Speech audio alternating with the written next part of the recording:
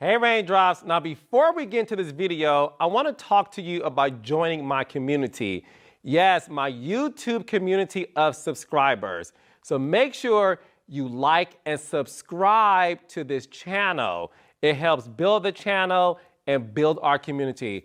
I love it when you guys comment and post. So remember, make sure to like and subscribe to this channel. Cool. So Brandon, we happy to have you here today, man. You back for season 2, Love and Marriage Detroit, man. How you feeling today?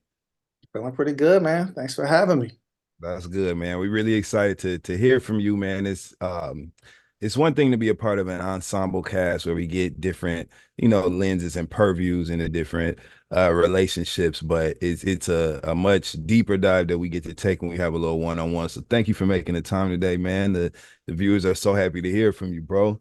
And I feel like we should just start on a serious note, right? There's a lot Okay. of things that happened in this episode that really deserve our attention, but there's been a very major change, right, to your storyline from last season, one that we can't help but notice. And I feel like we should just talk about it up front and really give you the chance to kind of like speak your piece. You know what I'm saying? So um the man bun is gone. You know what I'm saying, man? Oh, that's what The you're talking man about. bun. The man bun is gone. When you cut it off, bro, what made you cut it? Man, I cut that off around like March of last year. So Okay. it's been gone for like about a year and a half now. Yeah, man. All the viewers, man. As soon as you came on screen, I noticed in a lot of the comments that we seen, everybody was like, "Yo, the bun is gone, man." And that was the what we knew your aesthetic to be, man. So that made us feel like it was a new season, right? Lots of change, lots of newness in there, man. So you just was ready for something different, bro. I mean, it wasn't, it didn't really symbolize nothing. It's Yeah. just that I don't really have the skill set to like make my bun look all nice and Yeah, tight. yeah, yeah. And so Christina is the only one who could get it tight, and she was just tired of doing it every day. You know what I'm saying? Okay. And I was tired of hearing her complain about it, so I just cut it off. That's what's up, man. Well, we noticed that change, man, and we were actually happy to see we were happy for you guys to return, right? There was so many things going on with your personal story, professionally that we were interested in last season, man. So what can you update us with today about Star Factory? What's going on with the factory, Brandon? Oh, the factory is popping. Okay. Working with, I'm always working with talent from Detroit. I always got, a group of artists that I'm grooming, and then I have artists that I'm grooming, one-on-one. Yeah. So I got talent that's popping. I got a girl that like literally went viral today. She's on World Star like today. Um, Congratulations. yeah, yeah. So, Detroit, man, we got the talent, man. I'm just really trying to convince people like you to come back home. I'm really, I just really, because we just don't have the labels here, you know what I'm saying? So it's Yeah. really hard for the artist to go from 9 to 5 to like full-time artists without the push of like a label that can really invest in them. You know what I'm saying? So Support them in that's that way. really what Yeah. I'm on right now, is just convincing people to come back home. Um and I don't know who cut out my scene in season 1, but I had wrote Christina a song for our anniversary, which was like the big cherry on top of like that evening, which Yeah. I was excited to see that because we played the song and it was just like it just felt like this magical moment after all the drama. And then they cut it out. And I was gonna launch my business that night as well, Songs with Mm. Love. So I gotta, I actually finally just launched it anyway. It's called Songs with Love, and it's where you'll tell us your love story, and then like you can surprise your partner with a customized, personalized song that kind of basically tells how y'all met or how y'all fell in love or whatever, whatever. And so it's Dope. really like gifts that you can give to your partner. So it's real dope. Word. That's what's up, man. How do you it's a lot of buzz right now. I love music. I love rap music specifically. And there's a lot of buzz around Detroit rap right now, man. And really beyond the buzz, we got bona fide stars in the game right now with in Detroit rap. How do you feel about this resurgence and popularity of all the talent that you just spoke about that we know has always been there, but it's really getting like pushed to the front right now. Oh no, man, I love it. I love it. I work with the majority of like R&B artists, Yeah, but just for us saying that we have a sound and we yeah, have a movement and all the eyes are looking at Detroit because of that, it's a beautiful thing. You know what I'm saying? It's a beautiful thing. And then, I worked with T Grizzly when he first got out, basically yeah, taught him how to rock the mic on yeah, stage. So it's dope. So now I'm just really trying to help the other side, the singers, you yeah, know, get back to the Motown days, because it's crazy. Since Motown, you can count on one hand how many singers done popped out of Detroit, which is yeah. crazy. Yep. It's like we got Aaliyah, Mm-hmm. Tierra Marie, Mm-hmm. Queen Naija. Yep. That's about it. Most popular singing R&B women artists that I remember really are those three coming from the city. And it's sad because how many open mics, how many times have we been down to Cliff Bell's back in the day and just all those other spots in Detroit where the music is really alive and heard incredibly talented voices and really gifted vocalists, man. So listen, we're looking forward to the light that's going to be shined on the Star Factory and the artists that come out of there, from this show and the cameras being on you guys. So we definitely wish you a lot of success and good energy with that, man. One of the things that we noticed in this in season 2 that has been the same since your season 1 experience is that you have a very close relationship with your mother, Brandon. And we love to see that. Black men need nurturing from their moms, and seeing you be able to share personal things with her on camera has been incredible. Um, do you what can you tell us about your upbringing in Detroit as a son of a white mother in a typical normally black space and neighborhood? What was that experience like for you growing up, Brandon? Um, it was cool. My crib, we stayed off 6 Mile and Myers, Okay. and and my crib was just the spot. Like, everybody hooped at my crib, everybody played video games in my crib, and my mother just welcomed everybody into the crib. So it was just like everybody loved my mother. Like, that was my normal, and I didn't really see a lot of other white people in the hood back then. Mm. But everybody treated us normal, treated my mother normal. And yeah, it's just it felt very normal. Yeah, and that's what it seems like on camera, especially the level of transparency that you're able to have in conversations. That's a typical mother and son relationship. So it's good to see that to kind of help normalize that for people who there may be a different, experience for or whatever. It's your second season, Brandon. What made you want to do this again? Because last year was a doozy. You know what I'm saying? What made you want to participate again this time? Well, I just felt like, we just getting started, Mhm. and I felt like we could offer more as a franchise. I felt like we could have came a little harder season one. And I felt like we definitely came harder season Mhm. two. We already off to an explosive start. Unfortunately, it's all real.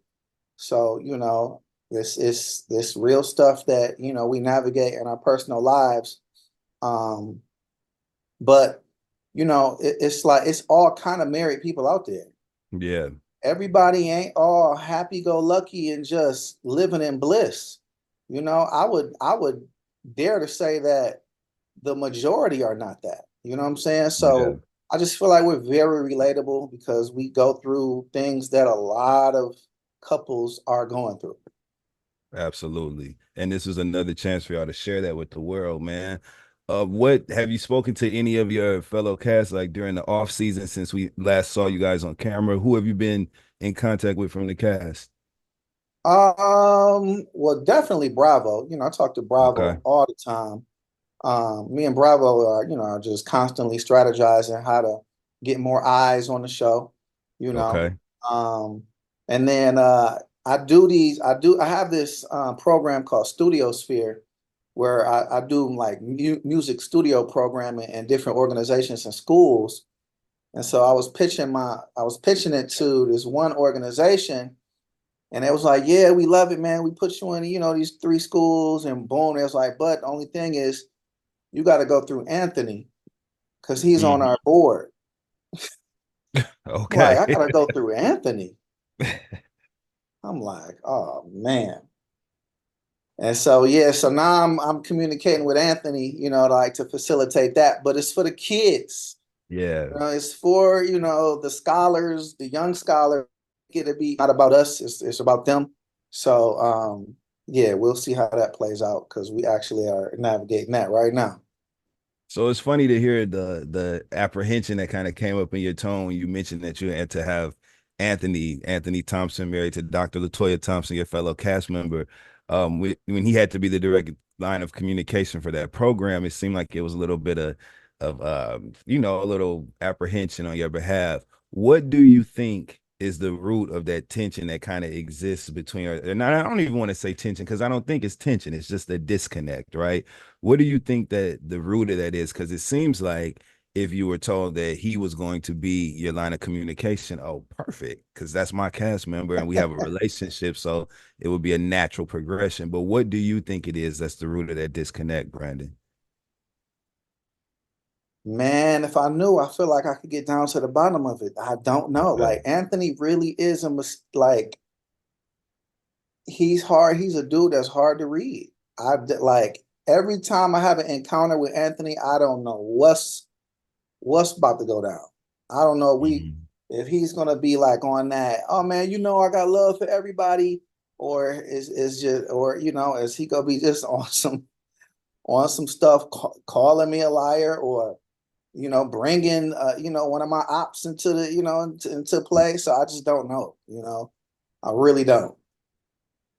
Do you feel like you're interested in maybe taking a step to be like, okay, what the hell is the issue? Like, bro, wait, do you want to take that first step to kind of initiate that conversation, or is that something that we're going to see play out as the season progresses? You definitely go see that in season 2. Okay.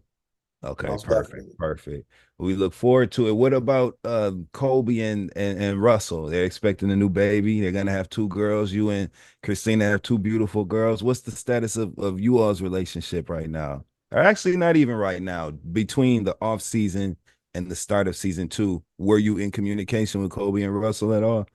I was in communication with Russell. Me and Russell, Okay, we sat down, kicked it. And but we know that this whole dynamic is based on the relationship between the 2 women. you're You right. know? Okay. So it's like there is no Smiths and Harrises without Christina and Colby. And so Hmm. they have not communicated at all in the off season. So Okay.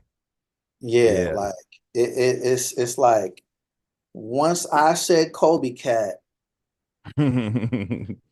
Colby made up her mind that the Smiths and Harrises was done. So, Hmm. I got to take the responsibility, like for like losing we lost some friends, during that interaction, but I do feel like it was like an overreaction because we are on a show. You know what I'm saying? Like we're on reality TV, and and we not on this mug singing Kumbaya. Hmm. So I feel like it might have been something a little extra there, a little animosity, something for her to be able to just cut it like that over something that just did not seem that major. That deep. So Do you still feel like there's a level of Kobe kind of mimicking Christina's business practices? Because you mentioned that in connection with their work in the influencer space, correct? So do you still feel that way today, or was it something you said to kind of add to the texture of the show to make it a little more interesting when I never felt that way, that's just what was communicated to me. by You know what I'm Christine? saying? And I just vocalized it.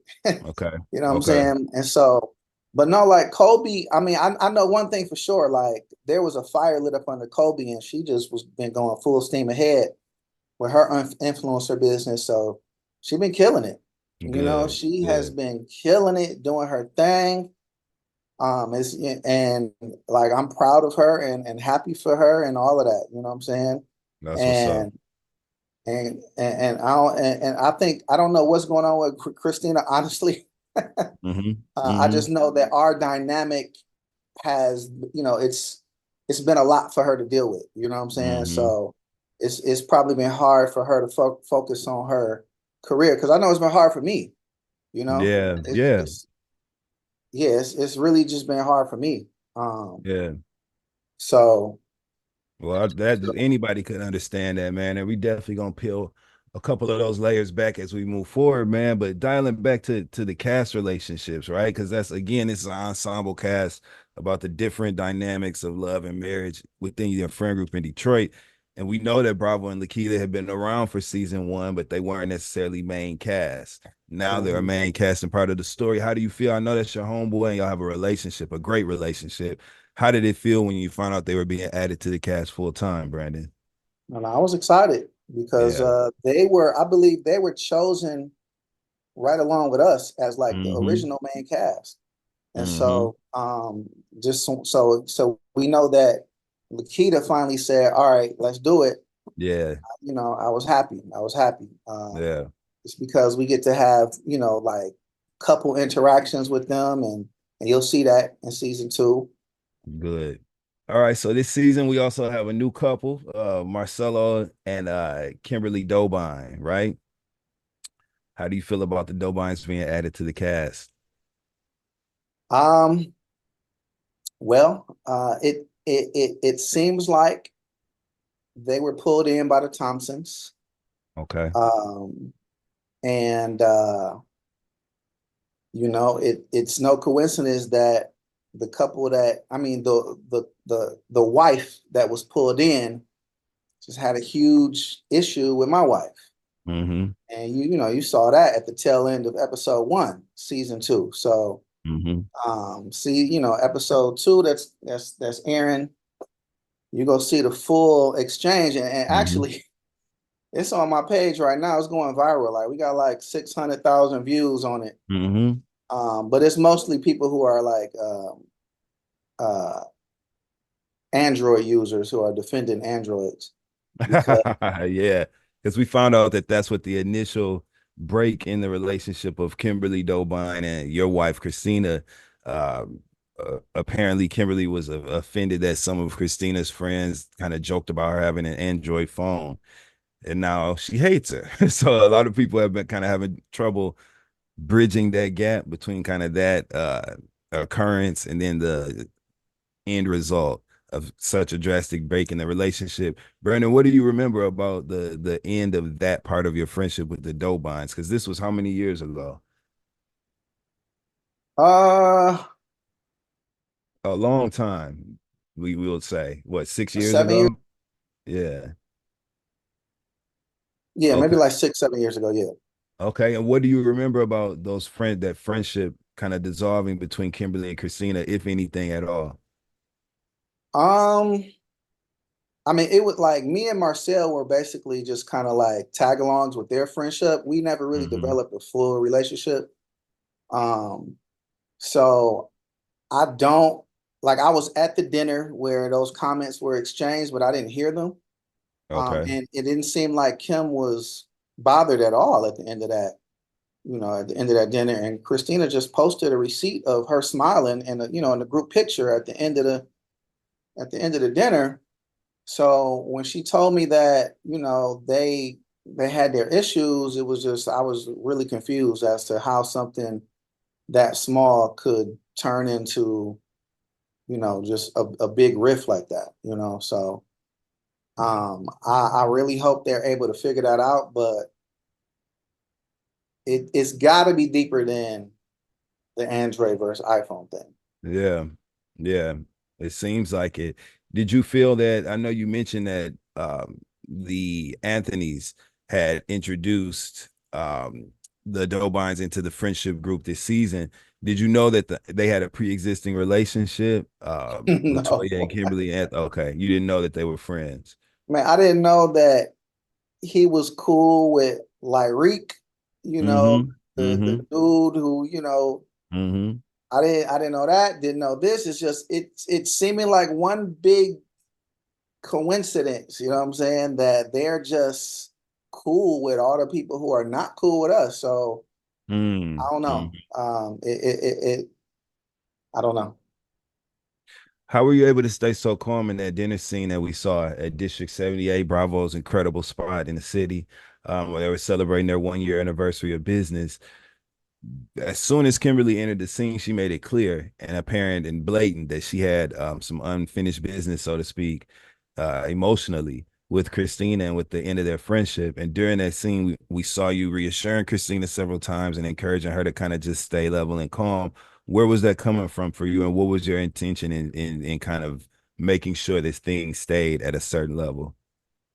Well, I genuinely wanted to know what the issue was. So I'm Yeah, sitting there like, you know, the rest of the people gonna be watching TV. I was just sitting yeah, there like, what is the issue? You yeah. know, so I was just genuinely interested. And then I'm just looking at Marcel. I'm like, as long as Marcel is cool, I'm gonna be cool, Hmm. you know, because we just gonna let the ladies have their need them get, you know, I felt like Christina was starting to overtalk her for a second, but then, you know, it turns out that Kim never let her really talk again. Hmm. So after, you know, it was just Kim just once she got going, it was just like, all right, this is we're hearing from Kim tonight. Had you And so seen that side of Kim before, Brandon? Back when you guys used to be friends? no, Hmm. no, I hadn't. Um, she always seemed cool. And I actually knew Kim before Christina knew her because Kim is a singer and and Hmm. so, you know, every singer in Detroit then came through Star Factory. So Yep. um yeah, I never saw that side at all.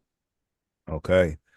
And so I'm sure that surprised you. What can you tell us about what we're going to see, I guess, through the rest of the season with you guys in the Dobins? Are we going to see the journey that you guys take? Are we going to see resolution? What can you share with us without giving away the season, of course? Well, you're gonna see multiple attempts at resolution. Um, Hmm. you're gonna see Kim bring some Christina Bowman Smith wear to a meeting and call it trash and throw it on the floor. Uh, and then you're gonna see, you know, you're gonna see the attempts at resolution, and we'll just see how, you know, They we'll just see go. how it plays out. But if you're on social media right now, you'll see that we that thing is still thanging. Really? Okay. Okay. Um, wow. Uh, well, let's shift gears a little bit because we look forward to seeing that play out. These shows are about relationships and friendships and kind of the ebbs and flows that exist within those constructs. So we hope that you guys can find a way to heal all that, whether that looks like y'all being friends again or just moving the hell on with your lives. You know what I'm saying? We hope you guys can, man. But shifting gears, we noticed that obviously you and Christina are experiencing a little bit of turbulence in your relationship in this episode, in episodes 1 and then in episode 2, which aired tonight. Uh, and we also see that when you guys did separate, you decided to kind of protect that information from the rest of your cast initially, right? What made you guys decide to kind of protect that part of your relationship from the cast initially and be a little bit more selective with how you introduce it and who you introduce it to? Yeah, well, you know, this is like it's hard enough to try to, you know, reconcile this and navigate it just on your own. But then when you start throwing in people that you're not even sure if they're your real friends, sometimes, you know, we couldn't do that. You know, we had to keep it away from them. Just because it was too heavy to even navigate on our own. So we Mhm. wanted to make sure that we could kind of like think clearly and like really hear each other without the outside noise, you know. Mhm. I think that was smart and really responsible on your behalf. And I also think that a great example of the benefit of kind of being selective with who you share that information with was the scene that we saw with you and Russell at his gym tonight, where you did share with him that, you know, you were experiencing that moment with your wife and what you all were going through. And we saw him have a very visible emotional reaction to you sharing that information, a very vulnerable reaction, right? And you also expressed vulnerability, even sharing that with him. How did you, and I do want to note too that I thought that that was very important and impactful to see Black men on TV sharing emotion like that and sharing openly, communicating effectively in that way. So bravo to y'all for doing that, man. How did it make you feel, Brandon, when you saw that reaction from Russell to the news that you and Christina were going through a separation at that time? I mean, it made me emotional, you know what I'm saying? Yeah. Because it's like it's like everything that we've been through, and recently, number one, I didn't know that he cared that deeply. Mm-hmm. And then number two, it even opened my eyes as to how deep it was, just like how deep divorce is, you know what I'm saying? It's Yeah. like hearing one of my peers just how how they view the whole situation, like divorce, like that's just a foreign concept to him, you know what I'm saying? Like he's Yeah. never Yeah. thought it. You know what I'm saying? And so like we actually had cut the scene, Mm. and he walked away and he started crying. And so they pulled the cameras right back up and we just kept filming. So that was like the realest moment of the show, because Wow, man. that was not, like Mm-hmm. that was just a sidebar, you know what I'm saying? Mm-hmm. And so yeah, like it got me emotional as well, because it's just like, man, I need to I be trying to do this stuff on my own, you know what I'm saying? And it's like you gotta have other men in your life that can really help hold you in. You know what I'm saying?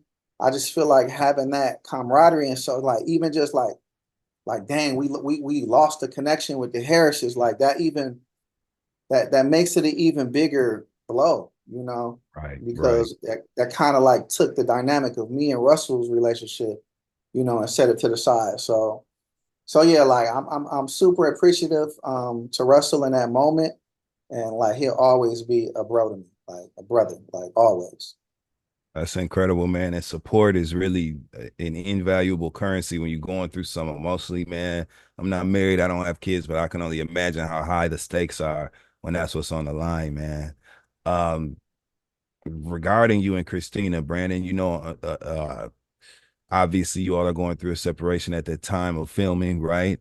And on the show, we saw that there was a conversation that took place where you said that you felt that you and Christina had dated for 6 months prior to becoming engaged, and maybe if you had dated longer, you would not have gone through with actually getting married if you had gotten to know each other a little bit better.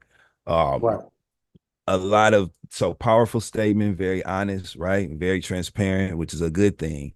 And a statement that also left a lot of the viewers kind of stunned, right? And kind of like, well, what does that mean? And just how do you arrive at that? And a lot of people felt like it was maybe disrespectful to your relationship with Christina. So what do you want to say? You have the floor uninterrupted.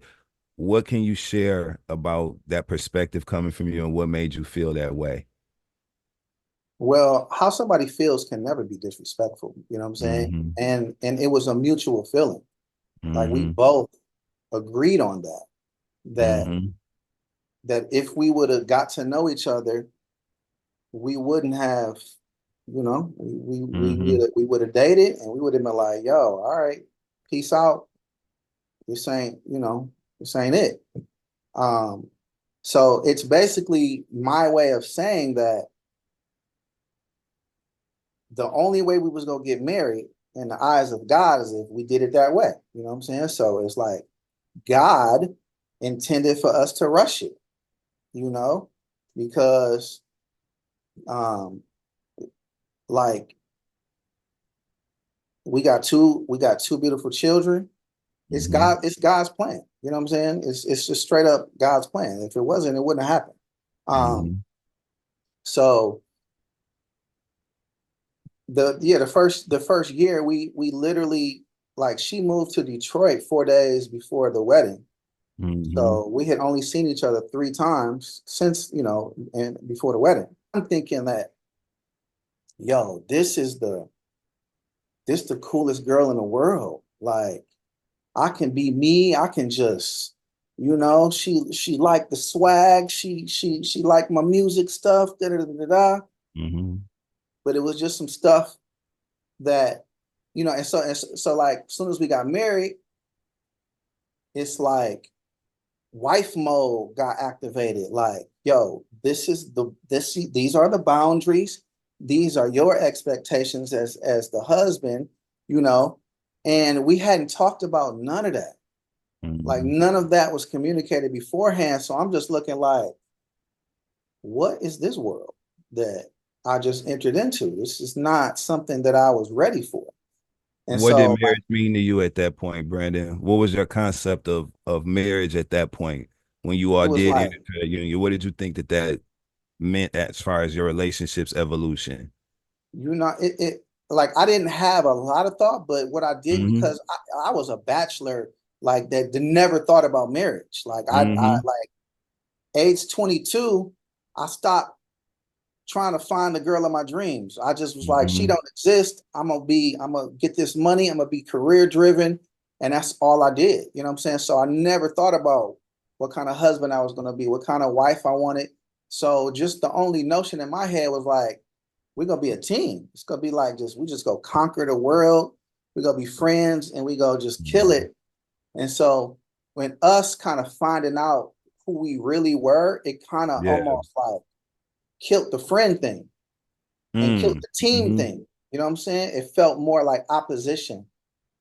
And so, Hmm. um, she found out stuff, like stuff about me that she didn't like. I found out all these expectations she had from me that I felt like what weren't me.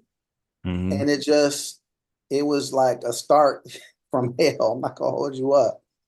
Um, and so just kind of getting over that and like really trying to like find like just that common bond and just that love feeling, the Yeah. feeling of love was Hmm. was something that I was been constantly chasing ever since. Hmm. Because it's like I got that high in the beginning and I kept wanting to feel that, you know what I'm saying? And it's like, man, I just want to feel that a couple Yeah. times, Yeah. but we're opposites. And so, it hasn't been all, it's just been a long journey. You know what I'm saying? We've had really good times, great times.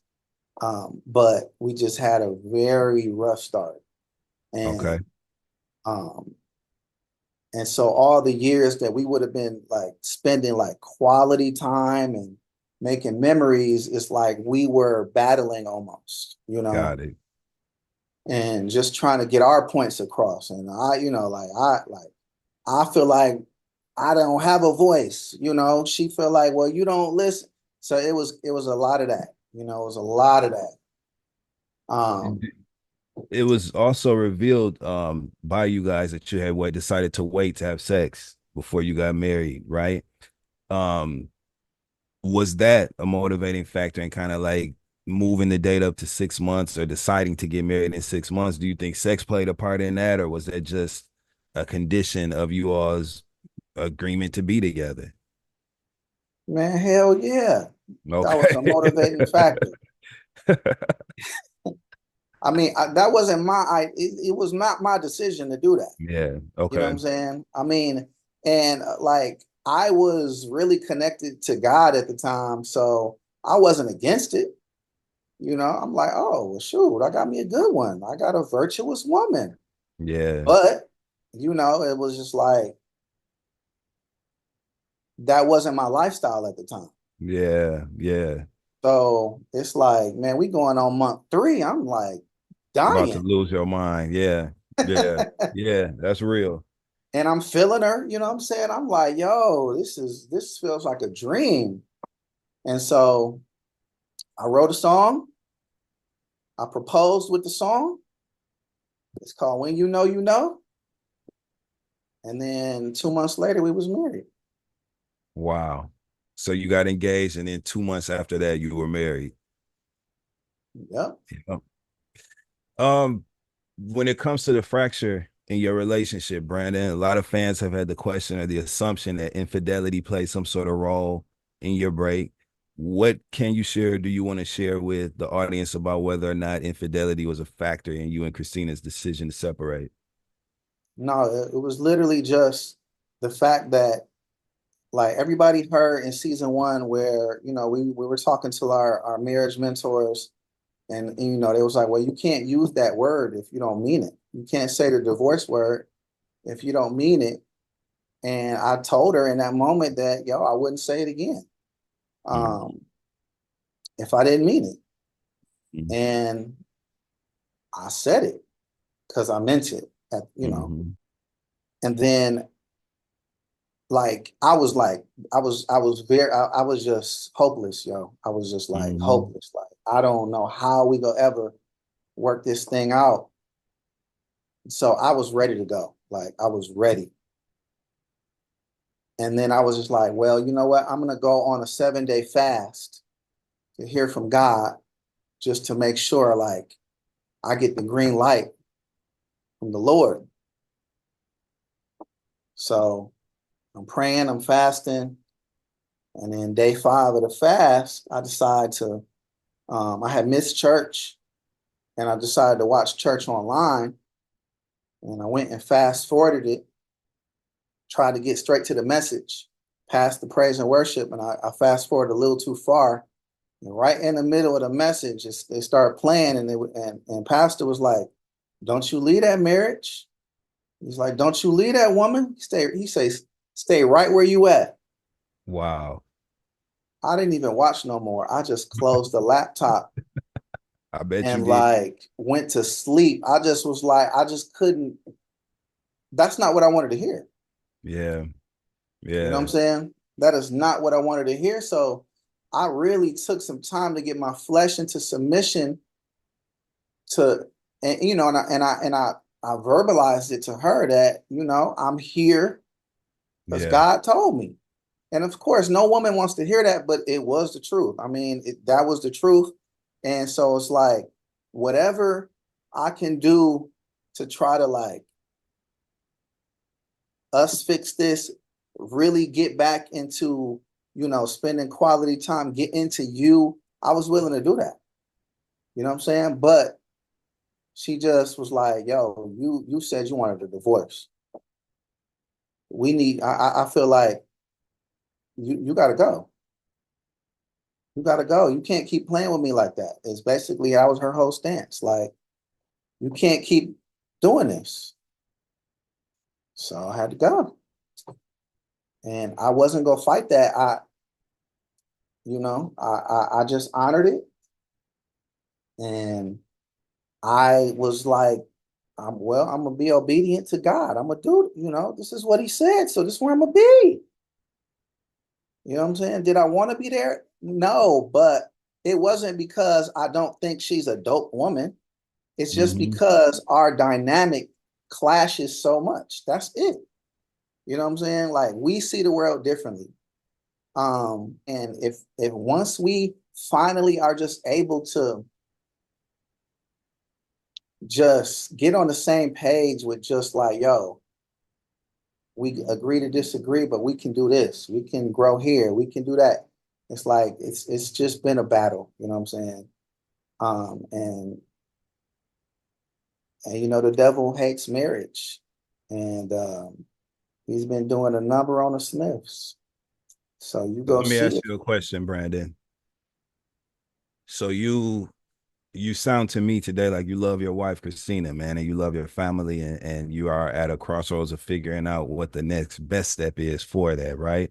But you're still married to Christina today.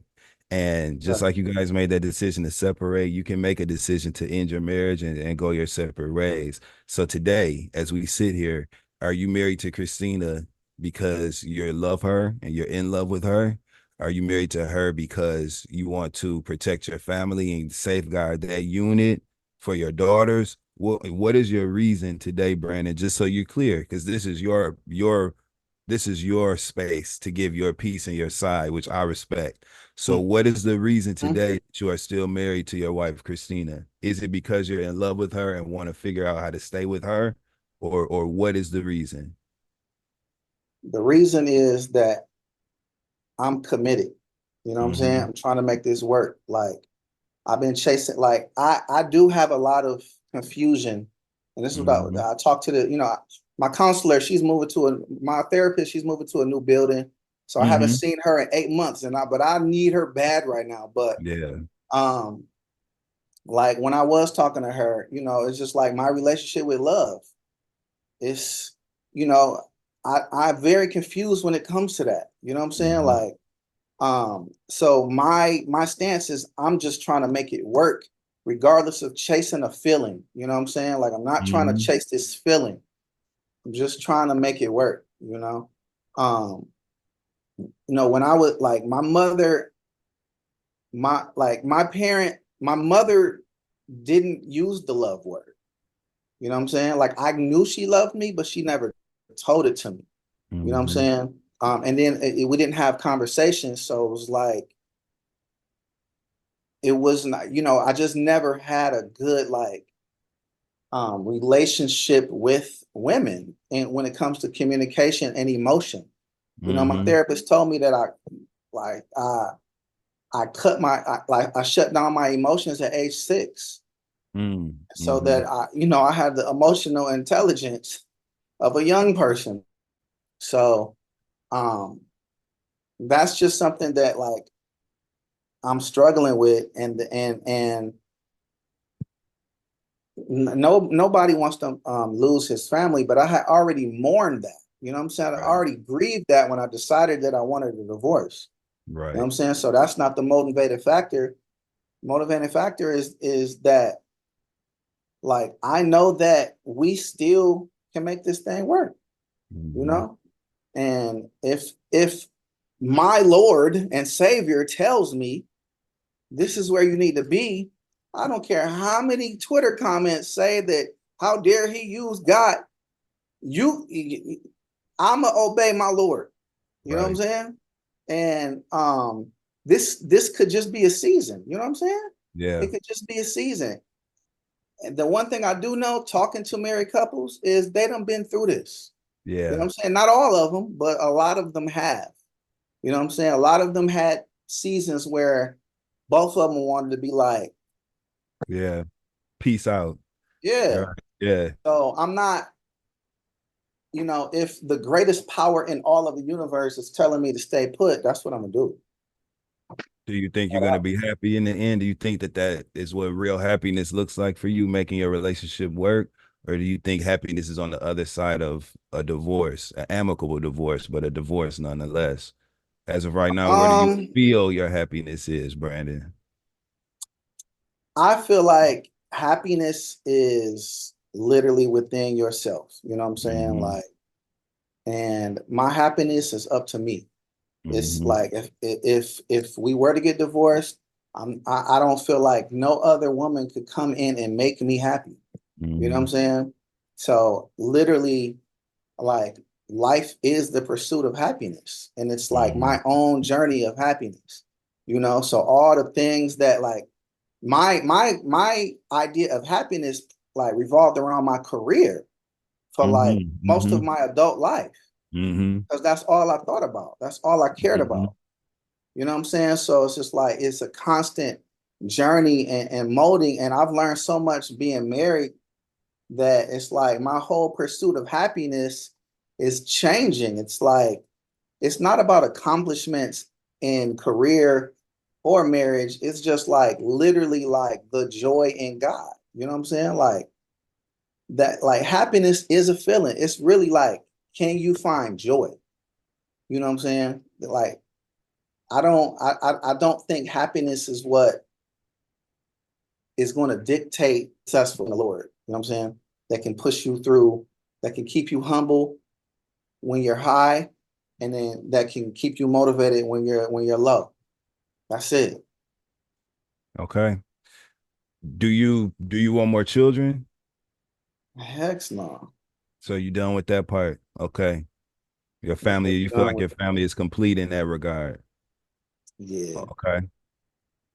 Um, okay, so listen, if you could offer any words of encouragement maybe to other men who may be in similar situations at a similar crossroads in marriage that you are, what would you like to offer to kind of encourage them in that position?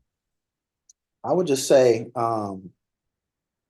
like, don't be afraid to just link up. Like us fellas, we gotta stick together.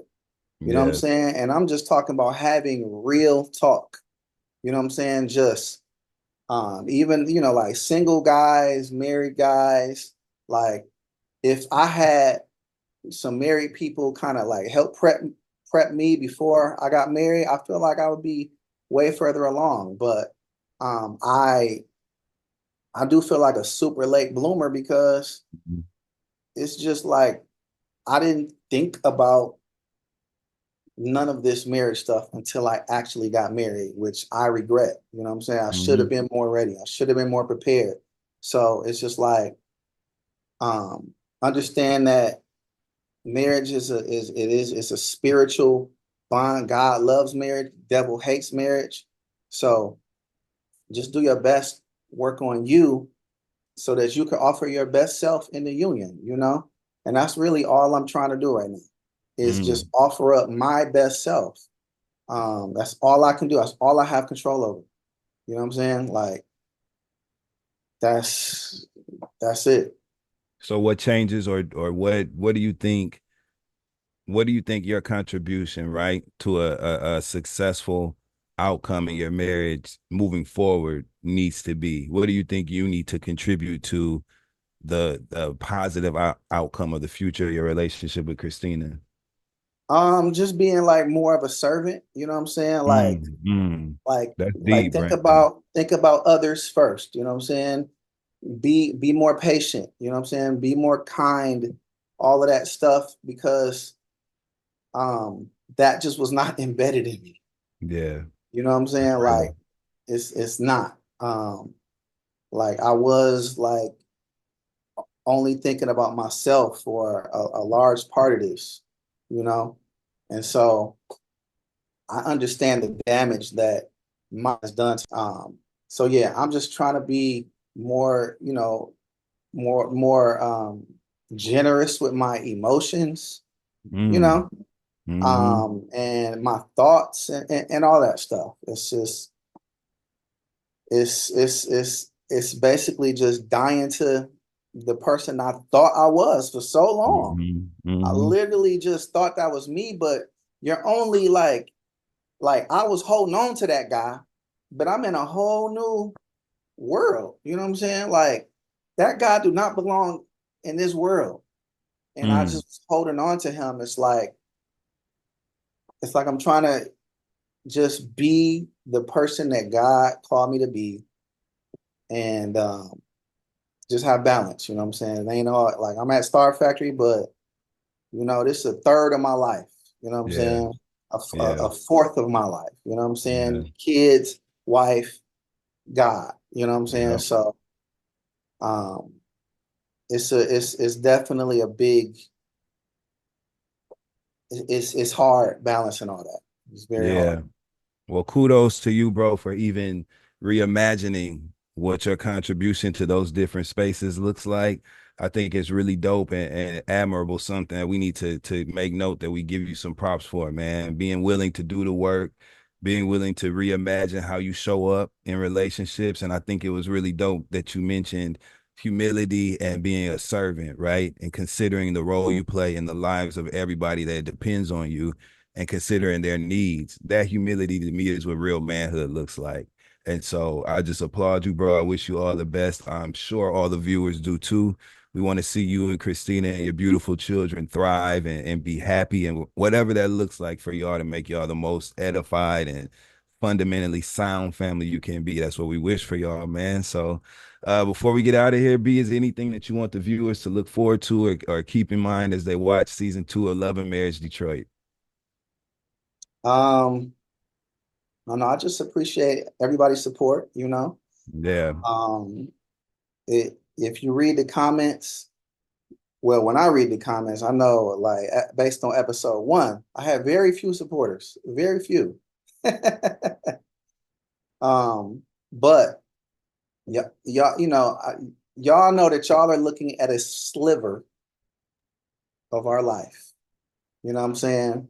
And you take it for whatever you want to take it. If it entertains you and if it gets you to in your emotions enough to want to speak on it on Twitter positively or negatively, I appreciate it because you're helping us, promote the show and all of that. Season 2 is way better than season 1. Y'all are in for like something special this season for sure. Well, that's what's up, man. Congratulations on an incredible season 2. Thank you and your family again for your transparency, your vulnerability. That's not easy. So I want y'all to know we appreciate that as viewers. And we wish y'all the best, man. We look forward to catching up again before the season's out, Brandon. I appreciate it. All right, no doubt, man. You take care, bro. Yes, sir. You too.